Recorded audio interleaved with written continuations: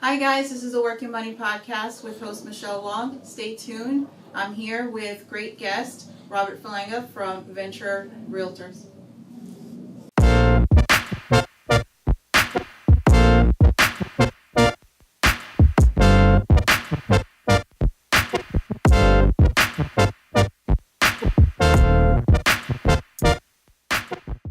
Hi guys, this is the Working Money Podcast with host Michelle Wong, and I have a great guest, Robert Falanga. Hi Robert, how are you doing? Hi Michelle, how are you? Nice to meet you. Nice Thank meeting you for coming out.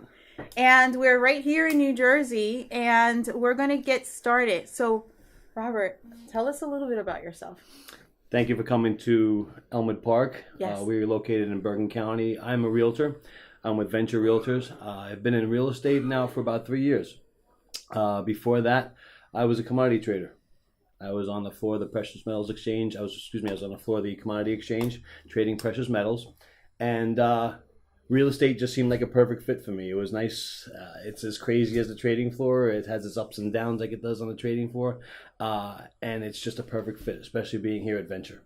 Oh, okay. And how long have you been in real estate? About 3 years. 3 years. About wow. 3 years. Oh, that's about the same time that I've been in real estate. Oh, is that right? Yeah. So what is it that you find exciting about real estate? It's great. I mean, it's anything and everything. You know, you wake up to a different situation or different circumstances every day. The ups, the downs, you know, the building your client base, building relationships with people, seeing a person buy a new home, seeing a person renovate a new home. You know, we have so many outlets here at Venture that we do, from buying investment homes and renovating them and putting them out on the open market, to first-time home buyers, to people who want to refinance their home loan with renovation loans. There's so many programs out there now that are available to new buyers, people who are looking to sell, cash investors. It's amazing, the real estate market right now. Amazing. I have a quick question for you. In regards to what you're doing here in real estate in New Jersey, what are you seeing that either is trending, or what do you see in the market overall? Great question. You're a realtor in New York City, correct? Correct, yes. Okay. I think, and I believe in my experience, that New York City kind of sets the trend. You know, what you see happening in New York City with luxury markets, with rentals, with purchasing, kind of trickles out to suburban America. That what I see now is value of homes is higher. It's definitely a seller's market. So if you're interested in selling, you have the idea of selling, contact myself, because you don't know until you find out the correct answers. Wasted time is wasted money, you know, I believe, especially in real estate. One of the trends I'm seeing, as you asked, is lenders are lightening up a little bit. Banks are lightening up. You have people coming in buying two-family homes. Two-family homes in Bergen County are flying off the shelf because it's a great opportunity for somebody to buy a house, rent out half of the house, cuts their mortgage payment by whatever the rental income is, and they can enjoy a beautiful new home. You know, instead of renting and paying X amount of dollars each month where you get nothing for it, have an income-producing property where you have the rental availability. Mm-hmm. So my other question is, is there specific areas in New Jersey that you work with? Absolutely. Bergen County is where I reside, is where I live. I'm kind of partial to Bergen County. It gets the, you know, name that it's the jewel of the gem of New Jersey. I'm partial. That's why I might say that. Average days on the market in New Jersey to sell a home is right now probably about 78, 85 days. Home sales are up. Market price for a house being sold is up. So it's an extremely hot market right now in Bergen County. The availability to commute to New York City is a great thing to have. You know, I know when I used to live in Battery Park. And when we moved to New Jersey, having the availability to travel to New York and have a quick commute, you know, train, bus, or even drive, is a great asset to have. You know, I would be 45 minutes, you know, from work, you know, 45 minutes from Midtown Manhattan to see a show, restaurants, whatever you wanted to do. So to have that availability in Bergen County is great. Wonderful. And what is the approach, let's say, for new real estate agents? Because it's crazy, because you know as many, who's ever a realtor listening to this, everybody has their niche. Everybody Yes. has found their way to do something. Yes. There are books you could read or scripts you could read, and absolutely, those are proven methods and tactics to succeed. But you have to, and you might agree with me on this, you have to kind of like change it up a little bit to fit your personality, Exactly. to fit your clients, in a certain situations. So you have to have that chameleon skin. You have to be able to adapt to your situation. You don't want to be, hi, how are you today? My name is Robert from Venture. People see right through that. They don't want fake. They want Yes. somebody who's going to be real, somebody who's going to be honest with them, Mm-hmm. and give them no spin. Yes. This is the situation. You can't afford this. We're going to go here, or we can do this. Hey, you know what? How about this? And to have a realtor like myself, and not to brag, who is constantly educating myself, constantly talking to lenders, constantly talking to builders, to contractors, to know what avenues are out there, to know what's available, is a priceless commodity to have for a buyer or a seller. Exactly. And By the way, this is me. If anybody wants to get in touch with me or email me, that's my information right there. Yeah, and I totally agree with that. I think that You see the New York City real estate market. exactly. Well, you know what? You have to set yourself apart from the people, the quote unquote, the competitors per se, because we are in an industry that, whether we like it or not, we're competing against each other because we're working alongside of clients. But it's just that you have to have something to bring to the table that is So different right. and unique from So someone right. else. But what I'm trying to change and succeeding in doing it is, realtors are like, ambulance chasers or kicking people out of their houses to sell homes. And, everybody's like this and not sharing wealth of information. To have camaraderie in this industry. Mm-hmm. And, how many realtor friends do you have? Hundreds, Yes. correct? How many realtor friends do I have? Hundreds. And it's great. It's a great asset to have, to bounce ideas off. Yeah, there's competition there. Competition is a great thing. But to go to a networking event and see fellow realtors from other companies, the big names, little boutiques, whatever it is, to have camaraderie there where everybody's working together, where you're doing a deal. Hey, Michelle, well, it's great to work with you again. It's a good feeling to have instead of, banging heads with people. Realtors should be able to get along, be able to smooth over deals, to work together. This way, everybody can, make a living. Everybody could do well. Exactly, and I totally agree with that. I think that one, you have to be unique. You have to be comfortable and have your own niche that's specific. Mm-hmm. I agree. That would work well with the clients that you're trying to get. The other thing too is, yes, I truly believe that by leveraging, working together with other people, we can definitely break more ground. And what I mean by that is, we can be realtors and we are working in separate companies. However, let's say that I might have a client that might not work for me. I can refer it out to you. Absolutely. And vice versa. And I think that's one of the important dynamics when you're in an industry where there's so many people, but at the same time we're not stepping on each other's toes. And some people don't see it that way. It's a big pie. It's a big pie. And when I see, the circle of excellence that comes out in realtor magazines, and I see somebody that I know, a friend of mine, I'll be like, hey, great job, awesome, maybe, next time, I'm going to do better, or you'll do better next time. It's a good thing. When I was on a trading floor, there was a huge camaraderie. Everybody looked out for each other. Everybody was friends. Yes, there was competition. Who had the most business or who made the most money. Yeah, that's competition. That's fine. That's all well and good. But if you could find something that you do well, you have camaraderie in your industry, and you work well with others, that's a great asset to have. It's a great way to wake up in the morning. You don't want to have any animosity. Oh, I got to work with this. But it doesn't work. For me, excuse me, I don't mean to speak for everybody. For me, it doesn't work. No, I totally agree. I think that that overall in this industry, people have to come to terms that we're coexisting, and you have to acknowledge that. And sometimes, you might not be in agreement with specific individuals, but it doesn't necessarily mean that you have to be, in that competition, shouldn't or you're gonna have have the to. animosity. You know, Yeah. I can tell time I can't build a watch. Yes. So if I can call, hey Michelle, you know, we ever come into this situation, if you could bounce ideas off of each other and brainstorm with even, you know, successful agents who are friends of mine, agents who have been in the business 15, 20 years, that's a huge platform to have. That's a huge availability to have. It should be common sense for everybody just to work together. Exactly. You know? Exactly. And the other thing too is that being able to work alongside of people that have been in the industry a little bit longer and get mentored by them. Correct. You do learn a lot from them, and you gain knowledge from them, and also take a spin with some of the things that you've learned along the way. And the other thing too is that you might have some people that are starting out as well, and you take and that's an advantage of you being able to help that person out.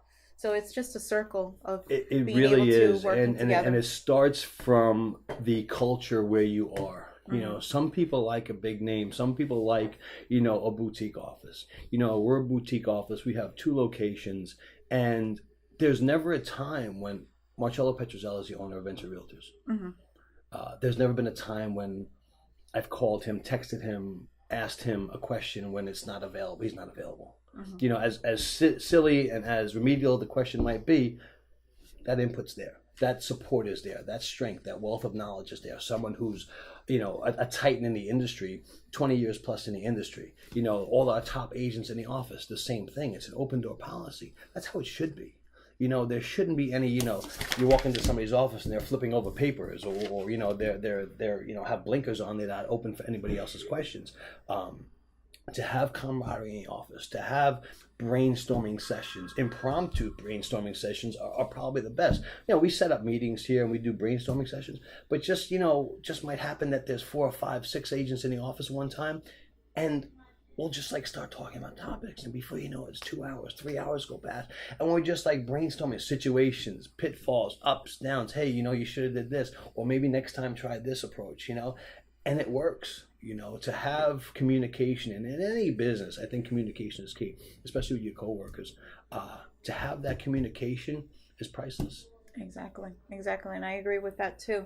One of the things that I find a key component to having a successful realtor is to the communication within the company that they're in, and second, also have consistent training for them so that they're always in the loop and knowing what is going on, because there's a lot of laws and regulations that change. There's new things that trend per se at the moment. Absolutely. So you need to be on top of that. Social media trends, absolutely. All of these programs that banks are coming out with now. I just had a meeting this morning with 2 very good friends of mine from Advisors Mortgage Group, and they're from South Jersey. And they made a trip up here today to educate me, to inform me, to renovation programs, you know, to lending rates, to portfolios, to programs that they have, you know, military programs, armed forces programs that they have. And knowledge is wealth. I mean, you can attribute that, you know, agree with that the more you learn, the more your clients are going to appreciate that. You know, I have a Wall Street background. I have a financial background. So the mortgage industry, you know, is pretty familiar to me. I know I've bought homes. I've sold homes. I've been in that arena before. You know, I use the hashtag from Wall Street to your street. I might be fairly new to real estate, you know, in the grand scheme of things. I might be new to this business, but I'm not new to business. I know how to run a business. I know customer service. Customer service is almost a dying art. You know, pick up the phone. Your phone rings. If my phone rings, if your phone rings at 11 o'clock at night, 6 in the morning, and it's a client, there's a problem. They want to talk to you about something. It's a nervous situation, buying, selling, investing, and they want to ask you a question. They want some sort of answers to their questions. And not all questions are asked between 9 and 5. You know, your phone's going to ring after hours. Exactly. And you have to be, you have to give them access to you in regards to that, because you're showing that you're being personable. And that's the thing. You're building a foundation between you and that client, and building that bond. And those are going to be recurring clients. And not only that, you also have to take it into consideration that if they see that you're top-notch realtor and you're giving great quality customer service, on top of that, they're going to be referring Absolutely. friends and family, because it's word of mouth, and word of mouth is the most important thing. And now that we're talking about this, because we are in the age of technology, and social media, you have online presence, and that's great on a larger scale. But we're still, like, I still have the old school mentality Yeah, me that too. it's more of getting on the phone with them and having that one-to-one meeting Door as knocking, to absolutely. exactly. And it's because they want to see the face behind the name, and they want to know who you are, what you're all about, and having that connection with them, they say, oh, this person is very approachable. And then once they see what you can deliver, Correct. then they'll say, okay, this person is really good at what they do. And then the word of mouth of being able to go to other places and say, go with this person because this person is really good at what they do. They're honest, they're trustful. A lot of times my clients don't want to hear what I have to say, but it's the truth. This is the situation here. This is where we are. Everybody wants to sell their house, for $1 million over what it's valued at, be it sentimental value or home improvements or whatever they've done to it. The reality is I could dictate a price, the seller can dictate a price, but only the market can set the price. To have that understanding, I think clients today are smart. People with, like you said, you mentioned social media and the internet, Google. People can Google their own answers. People can Google the price of a car, down to the dollar, down to the houses. The wealth of information that's available on the internet now is so much so that if you tell someone something and it's not the truth, you're done.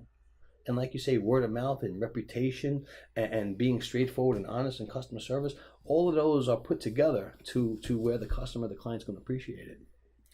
Now, you mentioned regarding having that situation where you have a client and they're selling their home, and all of us have that sentiment that of the value Yes, of the yes, home, yes. Sure, and sure. sometimes you see what the price is in the area, the true value of what the market The comps are dictates, saying, sure. and they're saying, no, I say that it's X amount of dollars. Mm-hmm. And you're put in that awkward position of being truthful with them. That's the hardest thing that any realtor has to come and have that realization of having that conversation with them, which I think that at the end they'll appreciate that you're being honest with them and telling them, hey, this is what the market is dictating. And we're not saying that it's not valuable to you in regards to that, but this is the reality of what the market is dictating. Mm-hmm. Now, how do you approach that conversation? Like, how do you go about it? I listen. I will. You could bring in as much information, that data, as you want. You can bring in binders and iPads and technology. You need to listen. You need to listen to your buyer. You need to listen to your seller. You need to grow a relationship with them and find out, where they are financially, where they're going to move to, where they want to be. And once that conversation is established, then you're on a platform for honesty. Then you're on a platform to deliver the best results for your client. And when someone puts $80,000 in renovation into their house, or a new deck, or a new pool, those things almost always, as you know, don't come back to the value of your home. Mm-hmm. So to combine listening with an honest approach, with proven market technology to show, no, it's not really worth $800,000, it's really worth $650,000. They have to appreciate that. And if they can't appreciate that, then they're a little bit out of touch with reality. It's up to me as a professional, as an honest businessman, to convey that information to them. Exactly. And I'll give you a little story on that. When I was working How long are you in real estate? I've been in the real estate for like 3.5 years now. Okay, good. And it's in New York City real estate. In New York City real estate, and it's very Uptown, tough. downtown. Everywhere. Oh, okay. Everywhere. You covered the whole island. And were you on the Yankee Stadium deal? Was that you?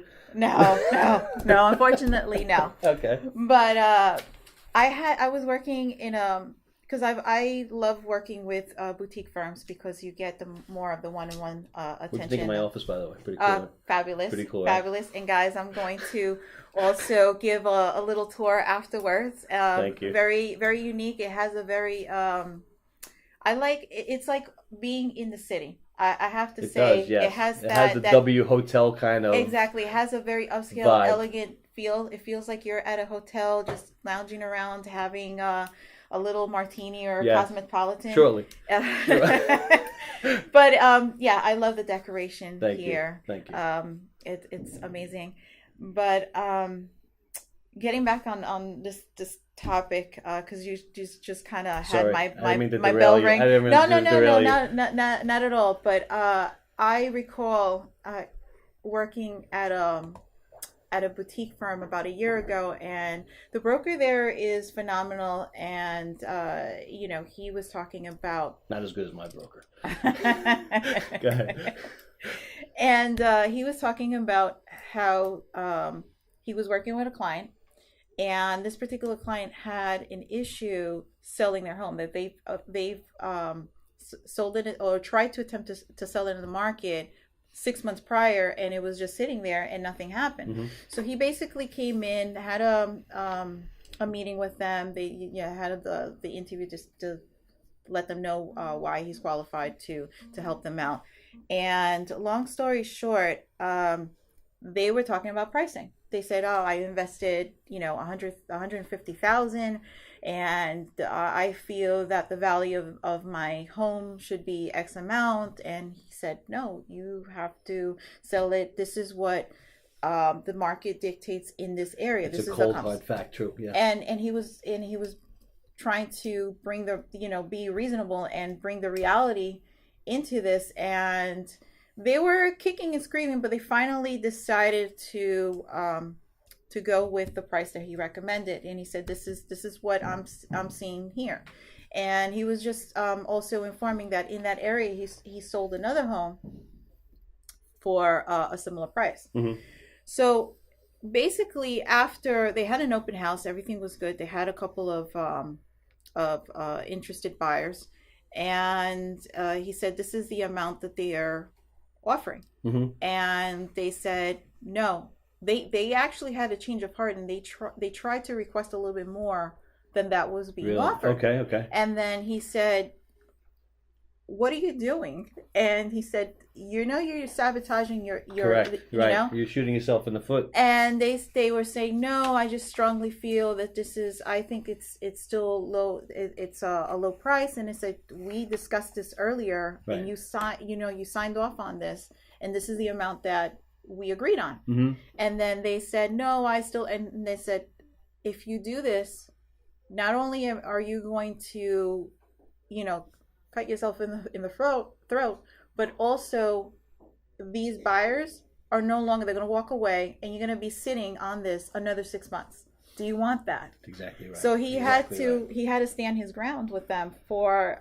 It took them, I think, 2 weeks before they finally gave in, and they said, "Okay, we see what you're talking about." Mm-hmm. And he was telling me the story. He's like, "You have no idea the headache sometimes when you're dealing with clients and who want to sell it for that exaggerated exactly." price. He says, and then he said, "And I'm dedicated to this because I promised them that I was going to stick with this until we get it sold." Then you have it on the market for a year, for 360 days. Yeah, and what's the craziest thing? He mentioned that there were about 3 other agents that went through this property, and they had to walk away because they were the client was being too problematic with it. And he said, "This is what," and then he was telling me the story. He's like, "This is what you have to go through. You're dealing with a client, and I know that the client is being very sentimental, and you have to be very stern with them and let them know what the reality is of things. And sometimes being upfront and honest. Yeah. So, everybody, wants to or has that emotional or even a real expense that they put into their home. It doesn't always come back. Yes. It's just a fact of it. When you buy a car and you take it out of the showroom, it depreciates.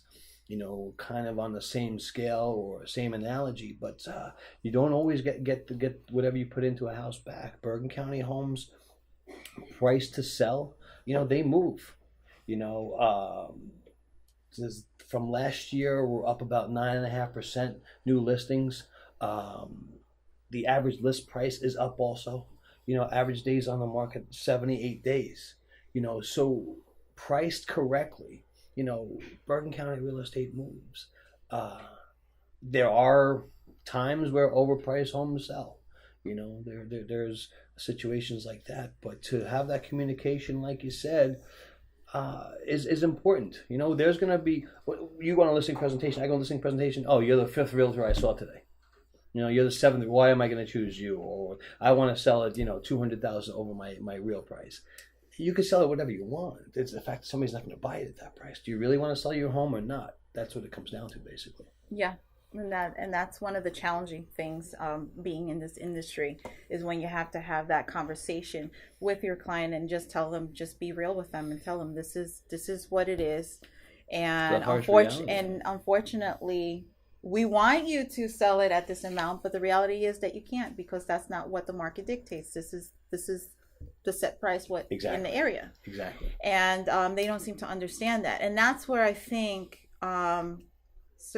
certain individuals have either that trust issue or they're skeptical with real estate agents because of that.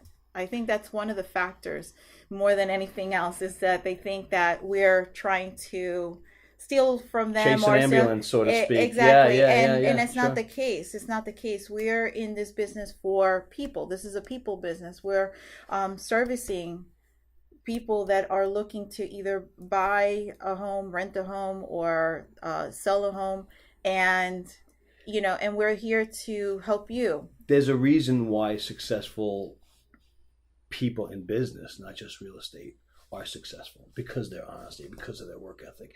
And in real estate especially, the successful ones, the ones who are on the right path, the ones who are building their client base, are the ones who are honest, are the ones who are upfront. Yeah, have I not gotten a listing because of my pricing? Absolutely, but it was the right pricing.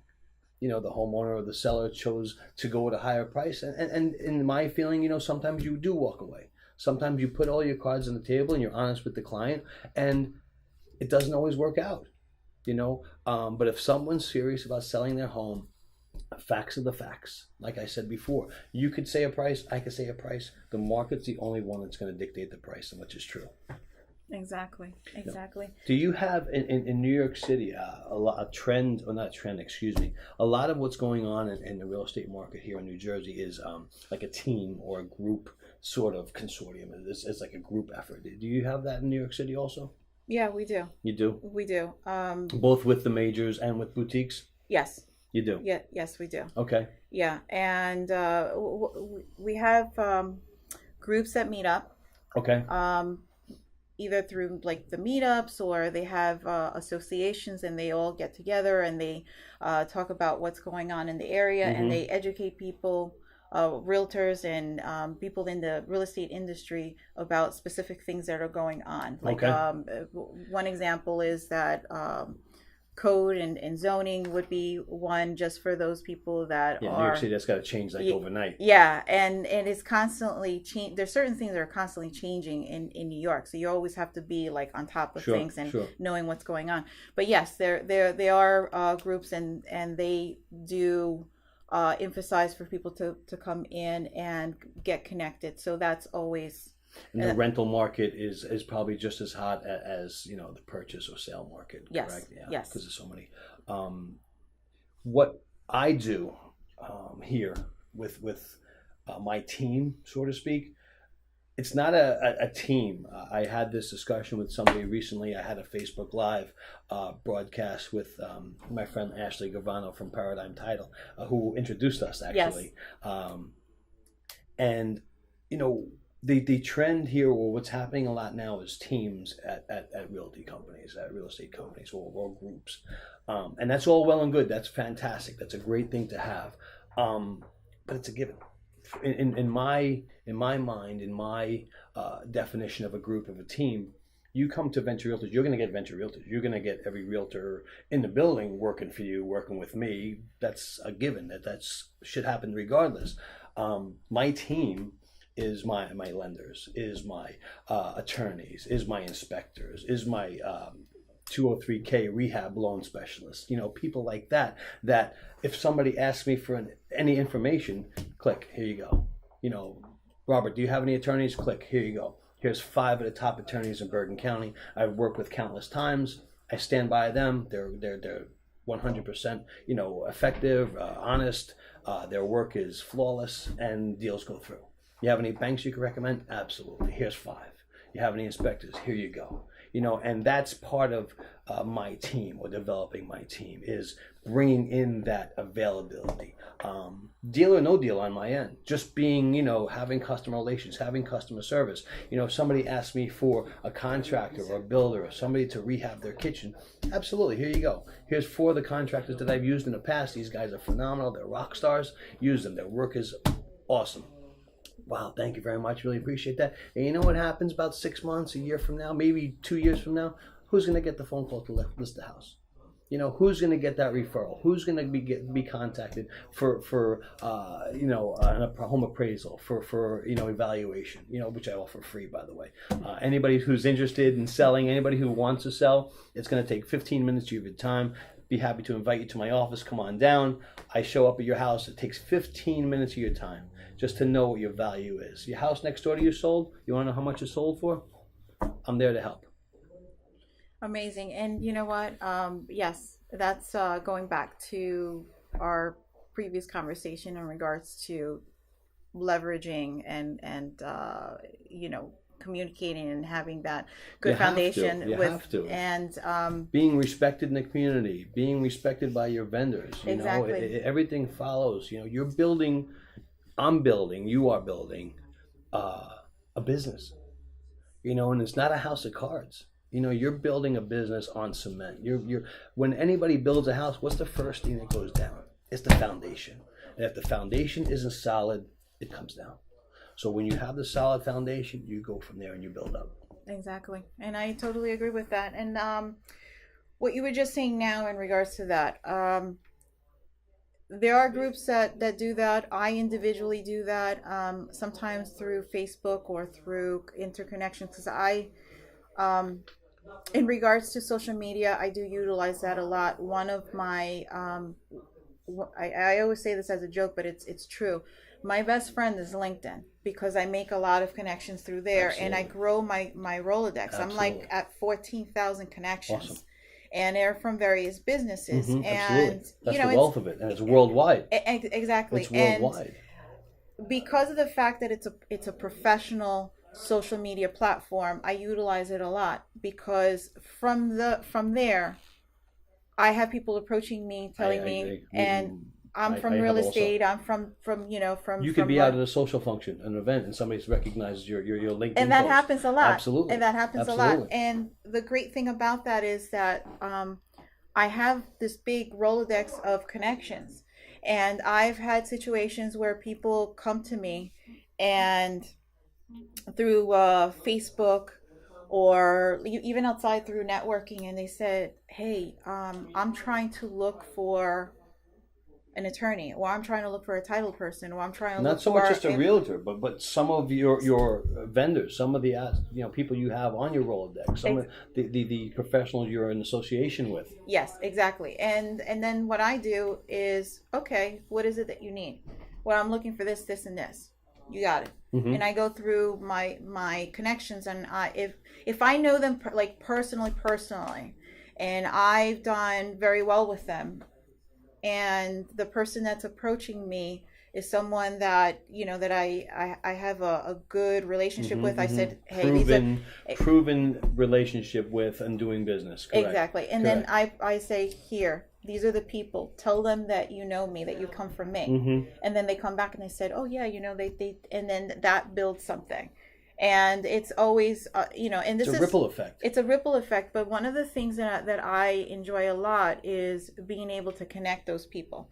And not so much because of what I can benefit from it. It's more that I want to see that person be able to succeed as well. Mm-hmm. So I tell them, hey, these are the people that you should connect with. That's right. That's right. Yeah, you have to. You have to.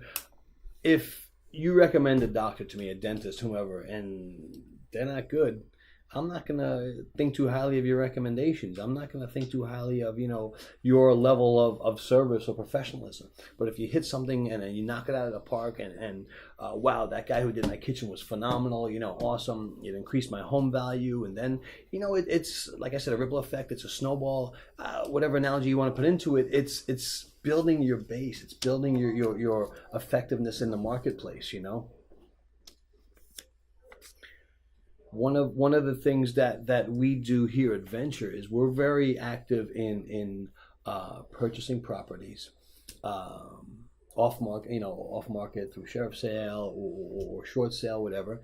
And we have builders, we have contractors, we have investors that are just waiting for an opportunity to do that. I mean, I don't know if you've seen it also, the money, the free money, the hard money that's out there is just an amazing asset to have. We pick up these properties and we either renovate them and put them out on the market, or we offer them to our builders, to our contractors, and sell them to them. The relationship we have with them is amazing, because it's a give and take. I've learned what goes into building a house and the obstacles of getting permits and COs and all these other things that keep you up at night. That building and it's a process. You need to learn. You need to educate yourself and to find out this is not good. This is not up to code. This has to be done this way. And knowledge, especially today with social media and all the avenues of information that's out there, if you find somebody who's not knowledgeable, you're going to see right through that. You're going to see that they're, just not even legitimate about what they do and not passionate about what they do. And I agree on that. Now, I have a question from, Willie's on. He says, ask him if a property doesn't sell within 30 to 45 days, would he suggest using a seller finance to his client? That's a great question. That is a great question. That would probably be my second step. According to where the seller priced the home, to where we priced the home, I would reevaluate. I would speak with the seller. Show them recent data to where the market is right now. The market might have changed. The market might have lightened up. We might want to try a reduction. We might want to try to come in and maybe enhance the home with some new refurbishments or new updates, something like that, to give the home more of a curb appeal, to enhance the value of the home. But that's a great question. That is an option that I have suggested to sellers. Does that answer your question, Willie? Comment? I think he's still taking in the conversation. Thank you for the question, Will. I have another. I can't see the screen. I have to put my glasses on. No, that's okay. I'll read the questions as we go along. Big font. What do you see for the near future, for let's say 2018 and 2019? What do you see go on in New Jersey? Let's say from where you're working from in Bergen County, and maybe if maybe another predictability for another county. I see a couple of things happening, a couple of things transpiring that happened over the summer. I see carrying over to next year. Price sensitivity is not necessarily people's number one concern, especially with a young family. The number one concern I'm seeing is schools. People are so concerned about the school systems and education, not even proximity to New York City. The parents, mom and dad, whoever works in New York City, are willing to let it drive to the train station, to the parking lot, and drive into Manhattan. They're interested in how are the schools. My kid's going to get a great public school education, and they're focused with that. I see the luxury market being more active. Luxury market listings moving faster now. Banks lightening up, more money coming out. People going from moderate homes, 300 to 500,000-600,000 in Bergen County, to the $1 million home, to the $1 million plus homes. Moving up to a bigger home as they need be.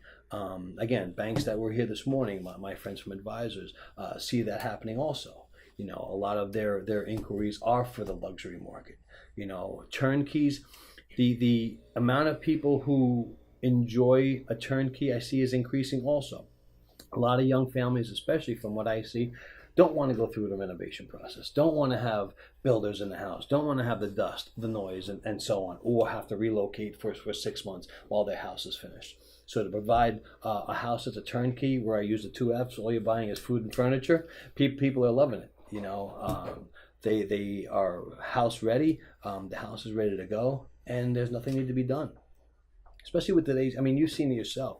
Contractors today, builders today, the way they're building stuff, especially the guys on my team, the guys who I have, all top shelf. All, meticulously done. The added details, the crown molding, the chair rail, the box moldings, the finer fixtures, the finer hardware in the house, which adds value to a house, and people like to see that. Exactly. And I'm going to chime in on that in regards to what buyers are looking for. I do see that a lot. That's one of their main concern, is to find schools that are close by from where they're at, and also if it's a good school, because they more than anything, they want to know what the education factor is for their kids. So I do see that a lot. I think it's not just in New Jersey, but in New York, and I think it is. That's like a big factor for them.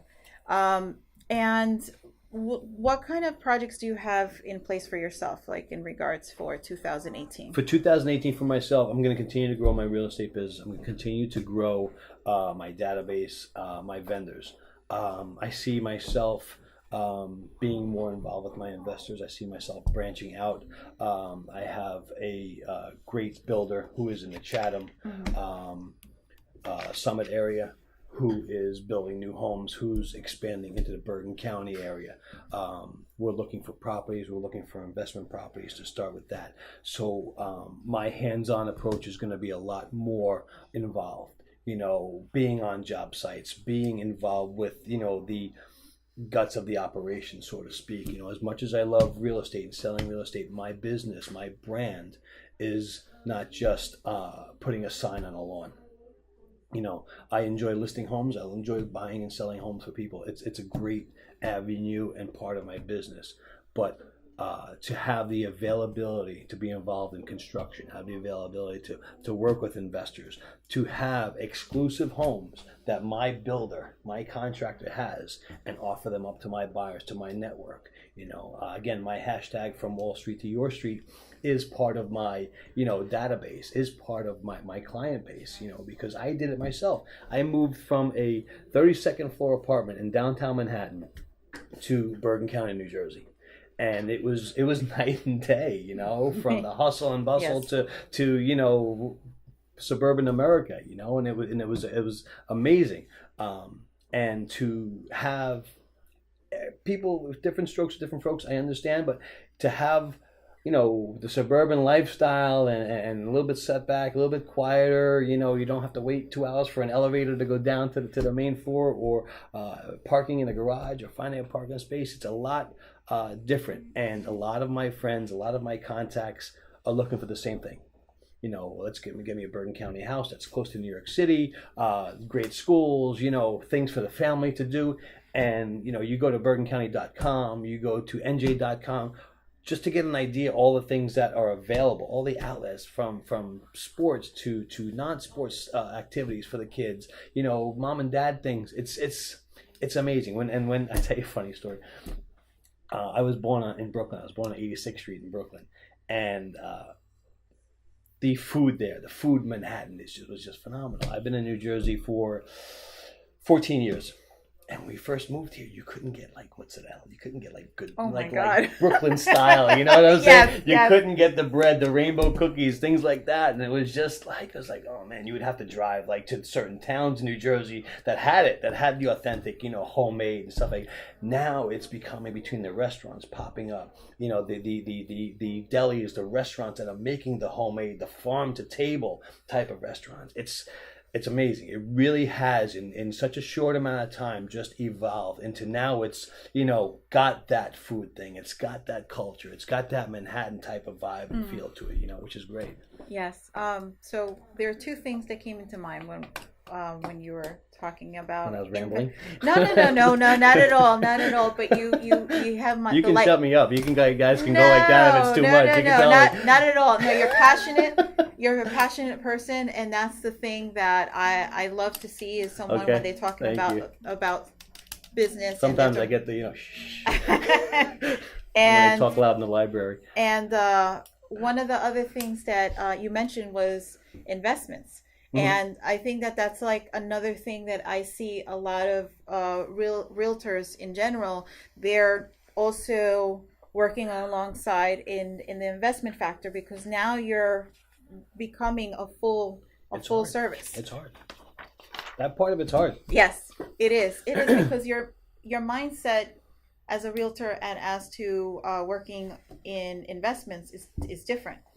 100%. It's totally different. And the realtors that are not accustomed or they don't have any exposure in investments don't understand the benefits of being able to also work on that side. So they become very skeptical. They become very defensive in that. And if they take the time to really learn about the process and educate themselves, they can see the benefits of that. And I've seen more realtors now getting more involved in investments as well, which is a great factor. Absolutely. A great factor. It really is. Yeah. It's not easy. It's not for everyone. Our office here has such a wealth of knowledge. The people here have such a wealth of knowledge that it's, I act like a sponge sometimes and I just soak it up, asking questions, and it's such a great camaraderie we have here. You might get you're asking that question? Like what are you stupid? You get that, but that's good. It's kind of a family atmosphere where you're going to get that. And second, you're going to get the answer. You're going to get the exact answer that you need. Again, when I was talking to Ashley when we had our interview, I went into real estate school. And real estate school gives you the book. Yes. And you study the book and you take the test and you go through this process to learn real estate. But what you learn in that book to what you do every day, it's totally different. Right? Totally different, night and day. It's night and day. And to go into the investing arena, the renovating arena, to have that part of your business or want to do that part of your business, it's not taught. Okay, fine. You can go online and how to flip and how to renovate a house and buy a house. And you can have all your systems in place.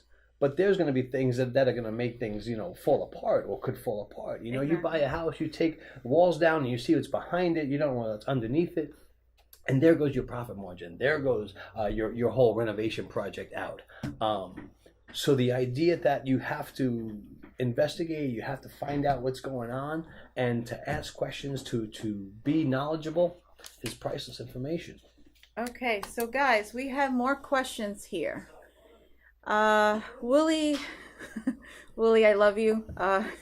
Where's Willie from? Where are you from, Willie? Willie is from Upper East Side. He is a good friend of mine.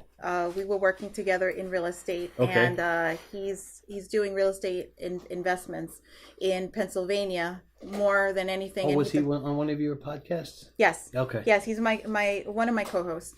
And I was up late watching all Michelle's podcasts if I was tired. Sorry. And Willie has a question. He goes, does Robert see the market slowing down in terms of home selling prices? No, because in Bergen County, let me speak for Bergen County, Willie, it's a seller's market. So what we have a lot of times, we have bidding wars. We have multiple offers, in our open houses where we normally would have, a couple agents there. We'll have a bank there. We'll have a builder or contractor there to offer services. You have an immense amount of traffic. And it's human nature that, hey, I like it. No, I like it. No, I like it. No, I get my wife. I got to get it from my... Now, all of a sudden, that 425, 450 list is now 475, 5 1/4. So being the shortage of inventory, being the shortage of nicer homes on the market that are ready to go, turnkey homes, so to speak, you have bidding wars. You have such traffic in our open houses. You have people coming in and going above asking price, especially in-house here. We price homes, we market homes to our comps. But because of areas, because of the being a seller's market, we usually get above asking price. Okay. Now, when you do open houses, I mean, I'm new.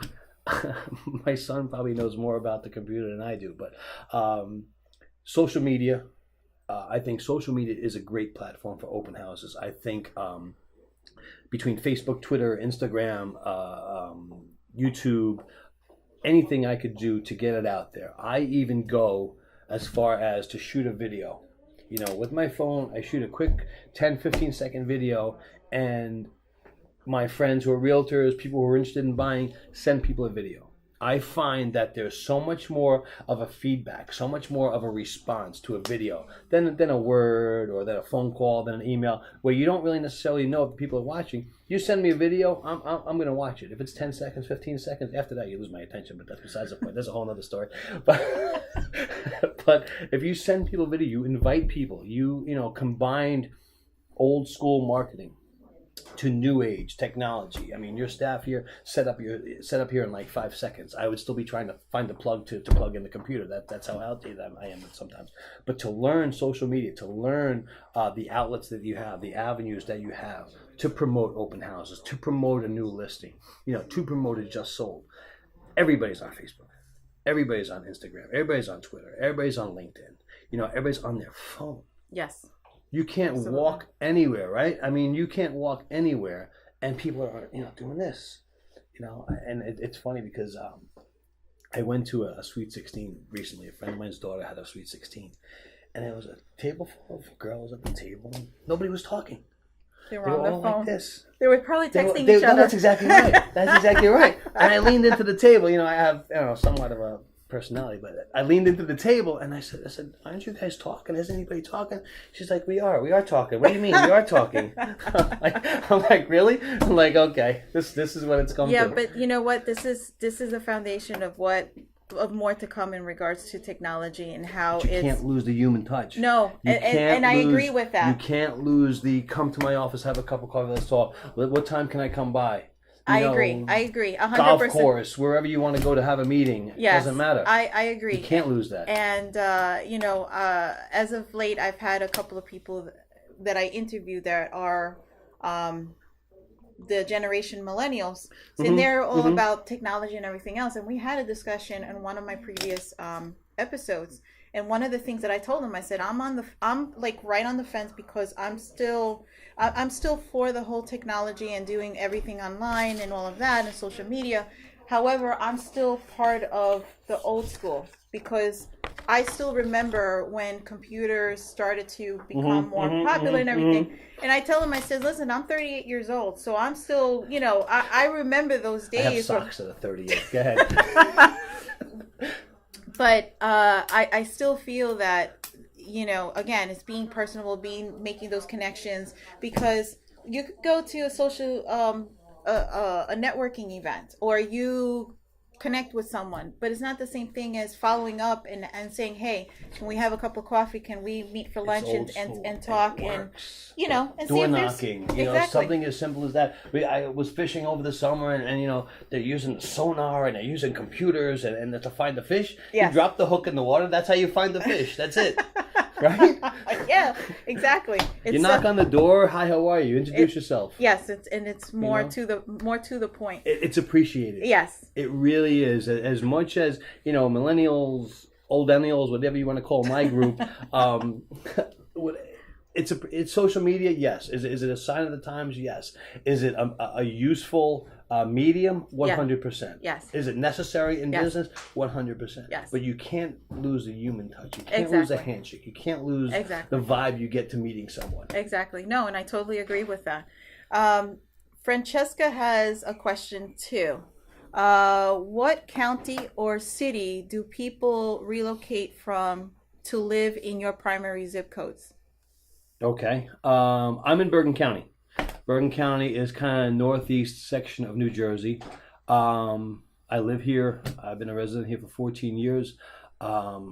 It's a great place to live. Like I said, I'm partial. There's a million things to do. My friends who live down at the beach are gonna like email me and blast me that the beach is the best, or up north is the best, or out west is to each his own, and that's great. For proximity, Montclair is a great location. Oh, also, yes, that yes. section, they have a direct line now going into New York City. The Chatham Summit area has a direct line going into New York City. A lot of the migration, and when I was in New York City for 9/11. When 9/11 happened, there was a huge migration from downtown Manhattan, as you probably know, just to get out of the city. Oh, and yeah. a lot of that migration went to Orange County, New York. If you follow the data, if you follow the information coming from that, a lot of people that moved out of downtown Manhattan went into the Orange County area because they wanted, the 5-bedroom huge mansion on 10 acres, which was reasonably priced. Now it's kind of like averaged out. But now with transportation outlets that are happening, throughout the state, in proximity to New York City, you can be working for Goldman Sachs downtown and be in New York City in an hour and still live in suburban New Jersey. You can work in Midtown Manhattan and Upper East Side, Upper West Side of Manhattan, and still be in New York City in an hour. So the availability to commute to New York City back and forth, either for business or for social events or just to go out to have dinner, is amazing now. It's really opened up. Yeah, I agree. I mean, Thank you for the question. Is there any other questions? Am I doing okay so far? Yeah. Okay. Good. Any other questions, guys, that you want to have answered by Robert? You have my email in front of me. Part of my culture. Thank you. There you go. For you guys that want to communicate with Robert and send an email and ask any other questions, Please. Or connect. Absolutely. Myself, my staff, my team are always available. That's part of the old school mentality I have. It's part of what drives me. It's part of my how to build my career, how to build my reputation, how to build my brand. From Wall Street to your street is again my hashtag. To have questions answered.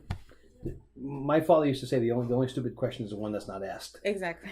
So you ask the questions. You're not going to learn, or it's not going to be any help to you if you don't know. Exactly. And as you know, in real estate, wasted time is wasted money. Exactly. You sit on your house, or you sit on an idea.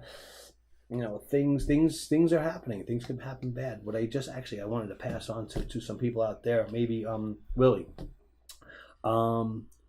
One thing I learned today was that a renovation loan can be taken out if somebody refinances their home loan. Oh, okay. Wow. So yeah, that was a great piece of information. I wasn't really sure about that, but when my friends from Advisors Mortgage came in today, we went through, and I can show you my notes, pages of notes, because I'm old school. I write down. I don't know how to type. Listen, don't feel bad. I do the same thing. These are my typing fingers, by the way. And I do autocorrect it, like the whole sheet is white. That should be red for corrected. No, and I do the same thing. Don't feel bad on that. I think that I still put things on calendar electronically, but I still have to write it down. These are on my notes. Look at my notes. How big print it is, because I can't see without my glasses. And I still write it down because I think I still have that old school mentality where I need to have it in writing, like physically, in order for it to register. But how many times you write it, you put it in your Google Calendar, yeah. And you probably put it in like a paper calendar also. So you're putting it down 3 times, yes. Right? Yeah, I'm the same. Yes, way. yeah, just to make sure that I'm confirming that. Correct. And then I still forget something. So Willie was asking about the that you work with investors. Yes, Willie. Robert does work with investors. Yes.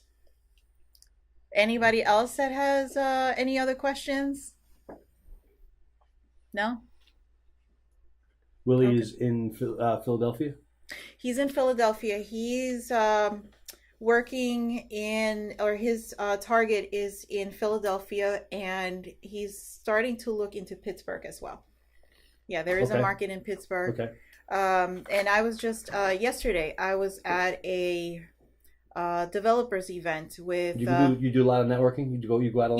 Yes, I do. You have to. And that's how I know what's going on in specific areas. You really have to. Yeah, and I was talking to a few people, and we actually had a panel talk about the development projects in Philadelphia, and who hosted that is Joseph Scarice. I don't know if you're familiar with him. He was on one of your podcasts. Yes. See, wonderful. I did my research. Wonderful guy. He has a lot of meetups in New York, New Jersey, Pennsylvania, Excellent. Delaware.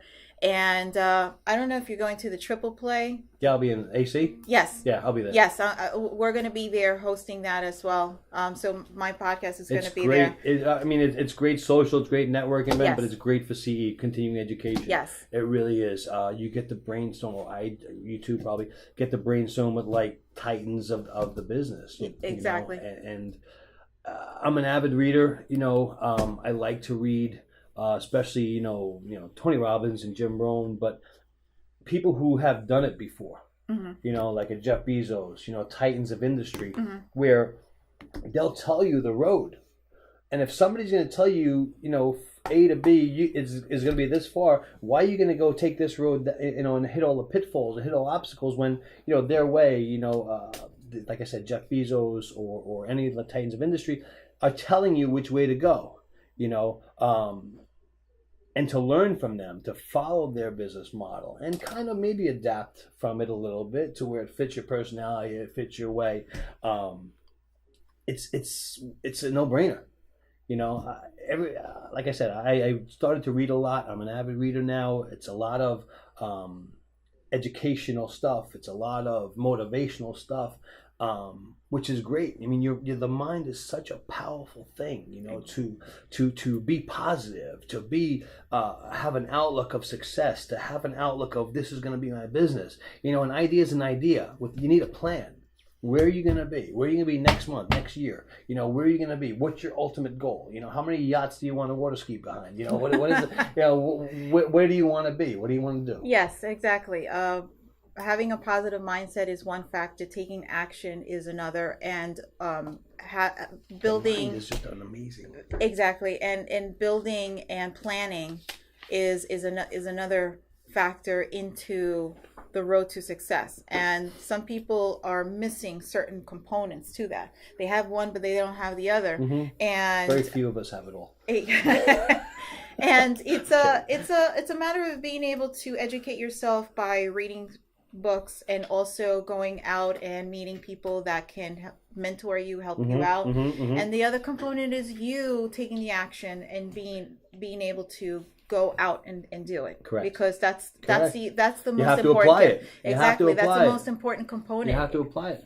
You ever hear there's the analogy of eating a frog? I've heard of You've that heard analogy. about that? Yeah. Eat a frog today. If the worst thing you can do is eat a frog, do it first thing in the morning.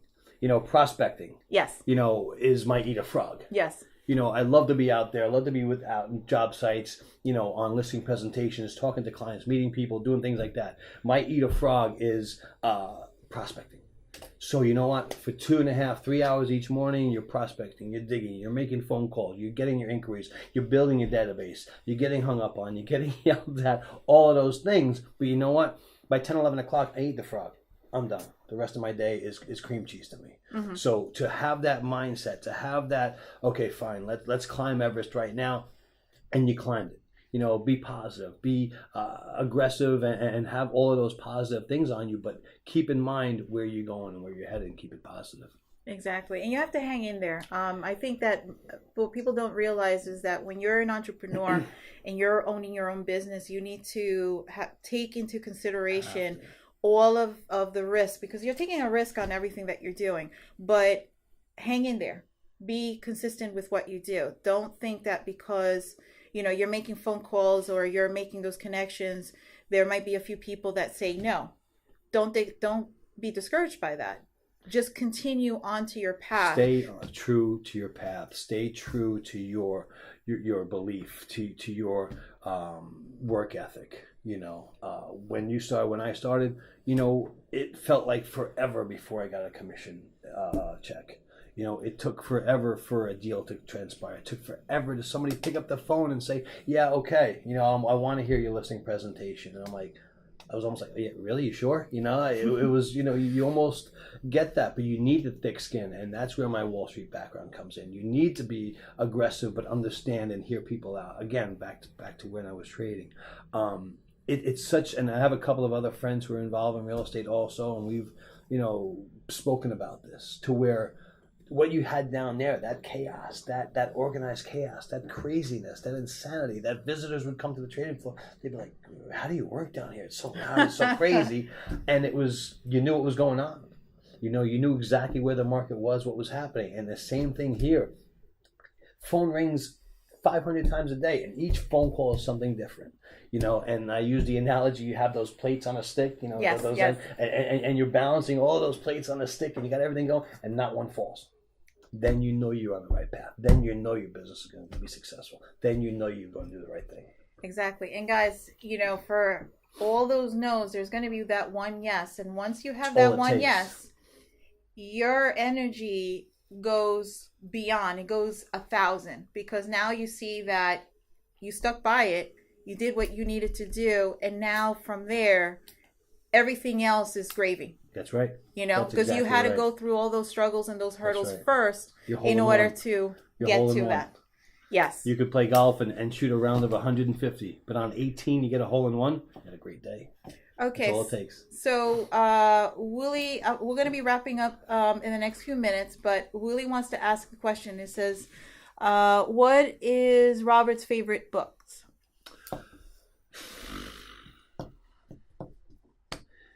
One of my favorite books right now that I've read over and over again is A Millionaire Real Estate Agent. Okay, that's a good book. It's totally about building your business, and it doesn't matter what company you work for. That's a phenomenal book that I like to read. I use it as a reference for me. Anything by Jim Rohn, by Tony Robbins, those guys, those motivational guys, Jeff Bezos, like I mentioned, Titan. Anyone who's a self-made titan of industry, are my favorite books, are my favorite authors, Ronald Reagan, presidents like that, presidents whom I admire, people who have overcome obstacles in their life. Everybody has overcome obstacles in your life. It doesn't make you, it makes you better. You don't get things that your shoulders are there for a reason, to carry, what you can carry, and you overcome things. And we touched on it before, that if we could learn from captains of industry, the guy who, made the first wheel, I'm going to make a better wheel. The guy who built a business from the ground up, why not? Why not learn from these people who are proven captains of industry, titans of industry, whatever industry it might be. It doesn't have to be real estate. It could be anything. Yeah. To learn from them and take the short path, take the short road. Yeah, I one of the reasons why I love being doing this show more than anything is I do too, by the way. I'm going to be returning guest. Yes, you are. Thank you Definitely. very much. You heard it. I'm going to be returning guest. Is when I sit we'll down. have an animal act next time, like Johnny Carson. You know who Johnny Carson is. Yes. Of course I know who Johnny Carson is. We used to have an animal act. We'll have an animal act next time. Okay. We'll get somebody from the Van Son Zoo and have some animals. Okay. We'll definitely spice things up on the show. But on a serious note, one of the reasons why I love doing this show is when I have interviews with people, you never know what a person's life is like, what their journey is like. We all come from different walks of life, and everybody's story is different. So I always love to hear what the journey was like for that person and where they are and where. How long you have? How long you? We might blow through this. We can have you back on the show. Okay. We can definitely. Thank you. I would love to touch go base into on that, but this is the reason why I do this, because I want people to see that not everything is easy. There are some wonderful gurus out there. Trust me, it's a long show if you want me to go into detail. But you know what I'm talking about. There's a couple of gurus out there that make it seem like, hey, you're gonna be successful overnight, and the reality is, no, it's not. There's a lot of work behind it, There's and you a have lot to of black eyes and bloody noses. Exactly. And hits you take along the way. Exactly. And the road to success is a bumpy road. There's going to be obstacles along the way. It's learning to overcome it and to stick by it and just, What doesn't kill you makes you stronger. Exactly. Exactly. So, guys, oh my God, Willie, you're killing. Willie, I have one more question, Willie. One more question, and we're going to be wrapping up. Okay. Is there a price range Robert prefers to work with in terms of buying an investment property? If the numbers are there, if the numbers, like the ARV numbers, the after repair value numbers are there, I'm fine with it. You know, it's a matter of doing business. You know, I don't have, you know, a preference to buying a home for $1 million and selling it for $3 million. That's not how I run my business. If the profit margin is there, according to my scale, according to my spreadsheet numbers, I'm involved with it. I'm involved with it. In other words, Willie, as they say, if the numbers make sense, then they make sense. If they make sense, then you'll work with it. So guys, we're coming to the end of the show. And if you want to, Willie goes, much appreciated, Robert and Michelle.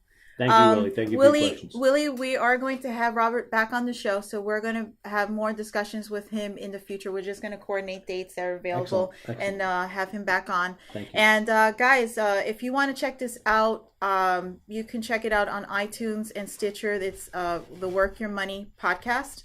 And also on YouTube. So this video is going on YouTube.